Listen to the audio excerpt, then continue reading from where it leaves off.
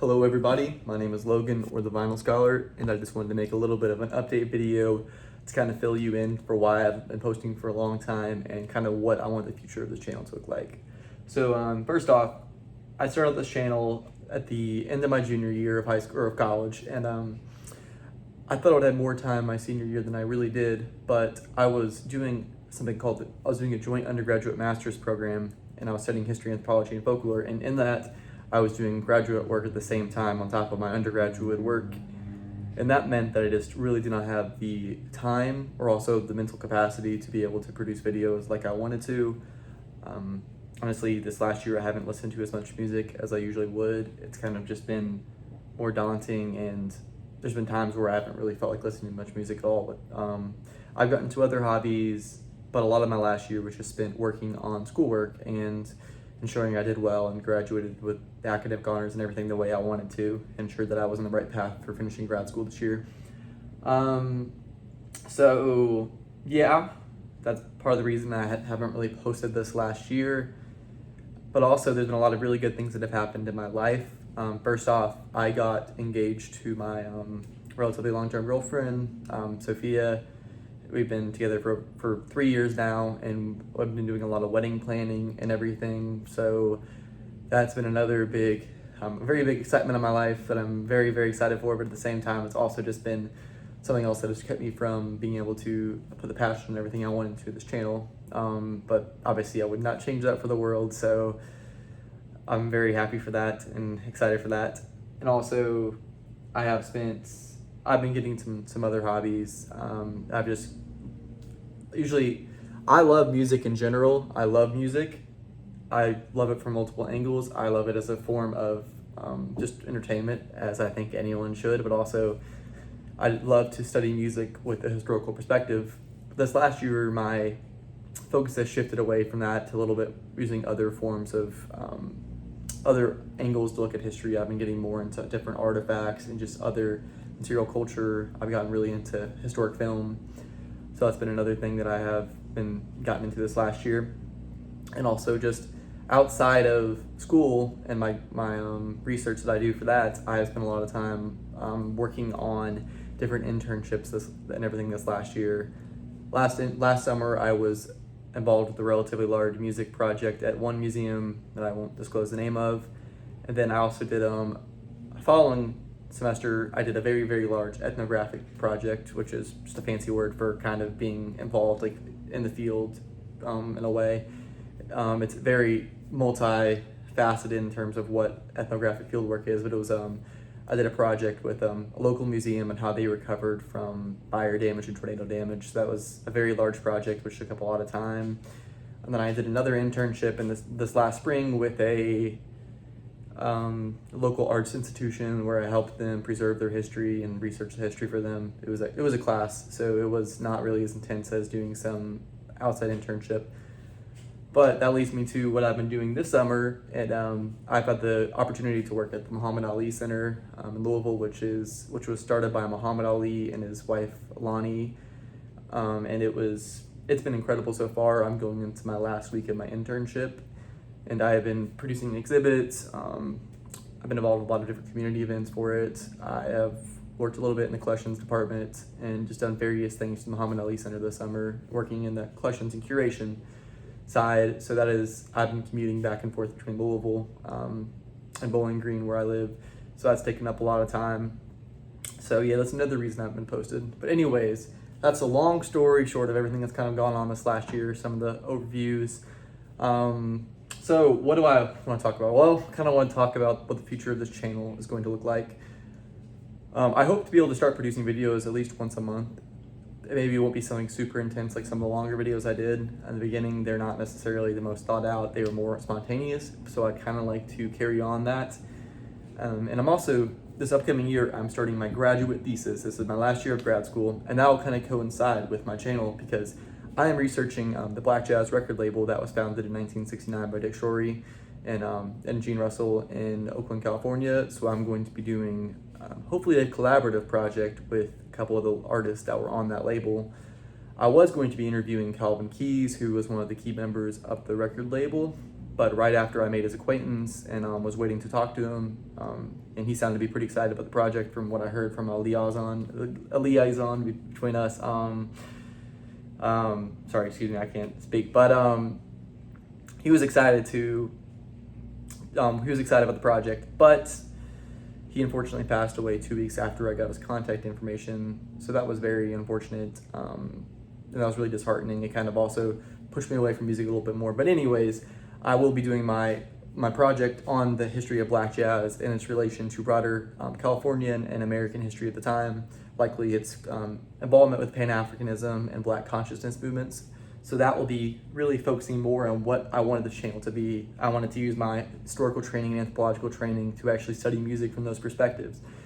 And instead of doing just some spontaneous videos like I'll largely do for the most part, I also want to do some of those more videos under that perspective. And that's really what I think that I have to contribute the most and what could set me apart from other people in the community, just since that's what I've been doing for schooling. So that's what, like I said in my introduction video, that was kind of, and if you read my channel description, that is what I wanted to do with this channel, and I apologize for not really being able to do that so far. As I work on my graduate thesis, I hope to be able to talk and do some updates about that. I'm going to be doing more of an article, like an article length one. I was originally going to do more of like an 80 or 100 page article, or 80 page, 100 page thesis. But I'm going down the route of an article just so I can publish it and hopefully get into one of the top rated magazines, whether in jazz or broader history. So there's that. And as I said, as I'm working on the thesis, I want to be able to make updates videos on it, tell people how it's going. And I don't want to get too much into my plans about it, but I'm currently reaching out to Doug Karn and Henry Franklin, who I have kind of contacts with both of them.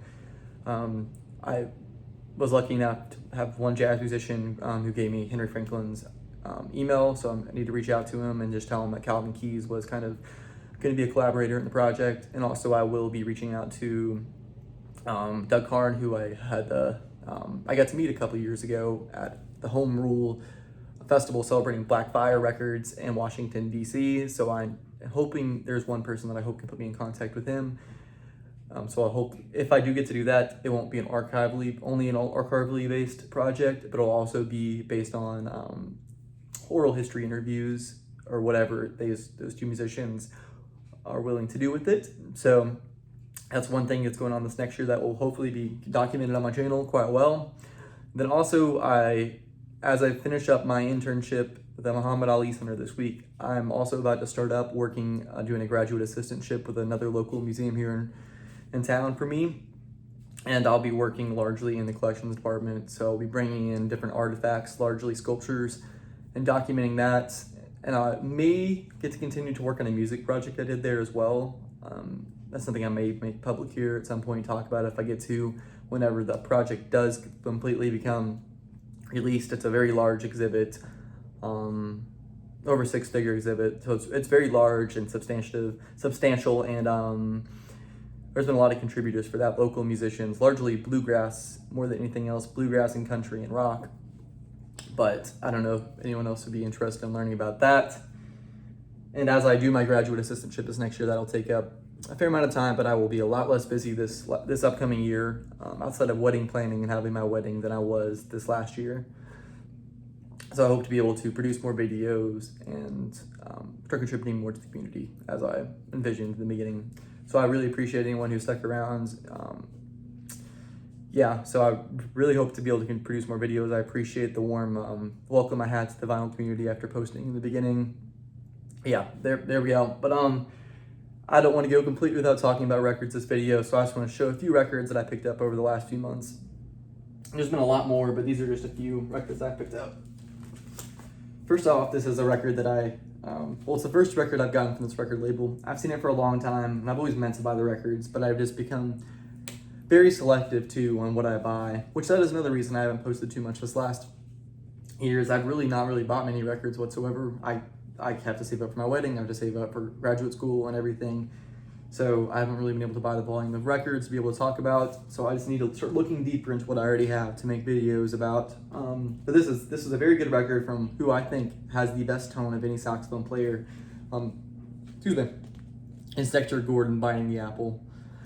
I've only listened to it one time, so I can't make a lot of comments about it, but this is definitely, you see Dexter Gordon returning a little bit to the earlier periods, the earlier Blue Note period, and he definitely has a very swing influence sound on this album. I can't say a ton more than that, but this is something that I really enjoy. And it wasn't super expensive, so it was nice to have in my collection.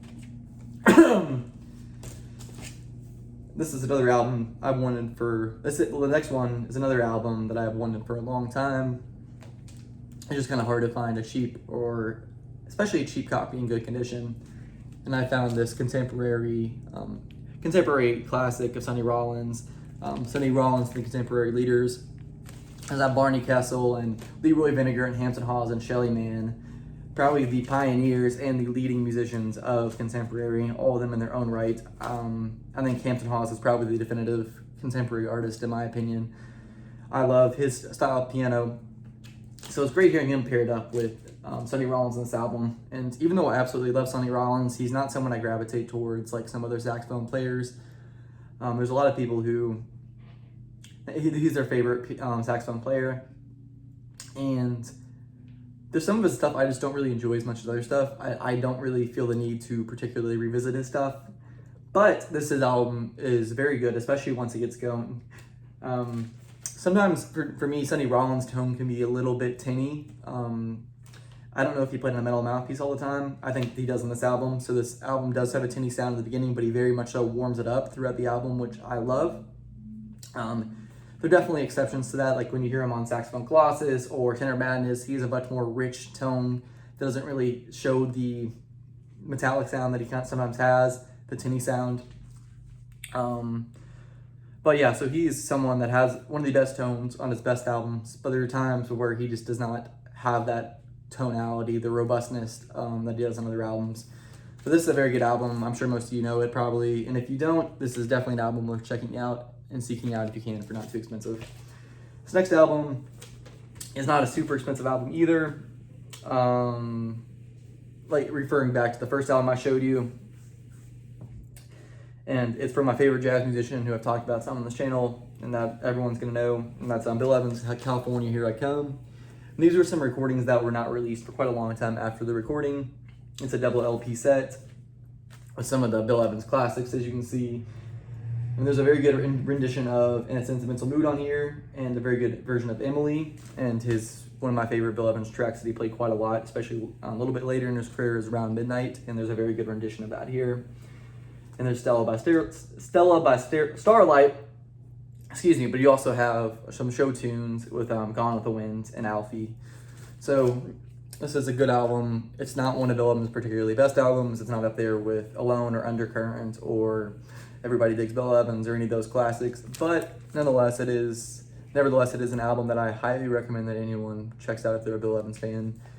The reason it's not an expensive album to get is usually only $20, $25, but a lot of times those albums are not in the sonic shape that I want them to be. This one was $16 in excellent condition, so I picked it up. Let's see. Let me pull out one more album I've gotten pretty recently. And this is, I believe, a 70s or 80s French repress. I think it's an 80s French repress of Nuke's Time, which is probably Sonny Rollins. This and Saxophone Colossus and Tenor Madness, and also Night of the Village Vanguard, I say, along with this, are the highlights of his discography. Especially on some of these earlier Blue Note albums that Sonny Rollins did. I just love the way he sounds on them, his phrasing, his tone. I mean, he's widely considered to be one of the best improvisers, and I think this is really where Sonny Rollins reached his peak. I like this a lot more than albums like Sonny Rollins and Impulse or stuff from the later period of Sonny Rollins. I enjoy this a lot more. And plus, it's a Blue Note 4000 series, so it's kind of hard to go wrong with any of these albums. But yeah, there's definitely some other albums I've gotten over the last year or so. Like I said, I've cut back my buying, but I've still bought quite a few. I don't know, 30 or so. I could pull more out, but these are just what I had handy and what I thought of. So yeah, I really appreciate all of you for watching this video and for sticking around. And I hope to start producing a lot more videos this upcoming year. I'm starting to do feel a lot better in terms of recovering from the burnout I faced this last year with all the schooling I was doing, and just I'll have a lot more time to focus on things that I particularly enjoy, like this. So yeah, thank you very much, everyone. I hope you have a good week.